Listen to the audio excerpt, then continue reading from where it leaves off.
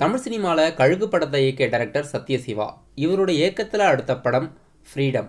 சசிகுமார் மற்றும் லிஜோமோல் ஜோஸ் இந்த படத்தில் லீடாக நடிச்சிருக்காங்க. இன்றைக்கி இந்த படத்தோட official first look poster release பண்ணி கமிங் சூன்னு அறிவிச்சிருக்காங்க. மலையாள நடிகர் மம்முட்டியோட நடிப்பில் அடுத்த படம் பிரம்மயுகம். பிரம்மயுகம் படம் பேன் இண்டியா ரிலீஸ்க்கு பிளான் போட்டிருக்காங்க.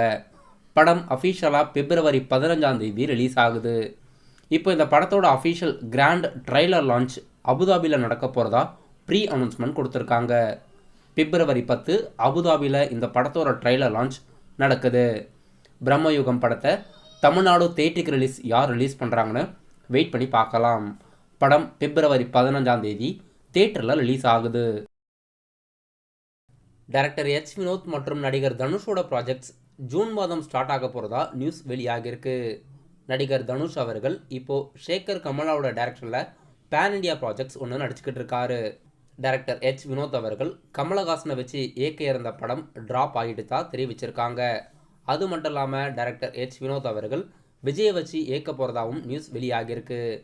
வெயிட் பண்ணி பார்க்கலாம் டைரக்டர் எச் வினோத்தோட அடுத்த படத்தோட அஃபிஷியல் அனௌன்ஸ்மெண்ட் எப்போ வெளியாகுதுன்னு.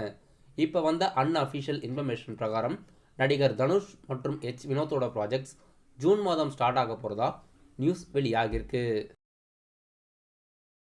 இன்னைக்கு நைட்டு ஓடிடியில் அயலான் படம் சன்நெக்ஸ் ஓடிடி தளத்திலும், கேப்டன் மில்லர் படம் அமேசான் பிரைம் ஓடிடி தளத்திலும், குண்டூர் காரம் படம் நெட்ஃப்ளிக்ஸ் ஓடிடி தளத்திலும் அஃபிஷியலாக ஓடிடியில் ரிலீஸ் ஆகிறதா இருக்குது. இன்னைக்கு நைட்டு இந்த 3 பெரிய படங்களும் அஃபிஷியலாக ஓடிடியில் ரிலீஸ் ஆகுது.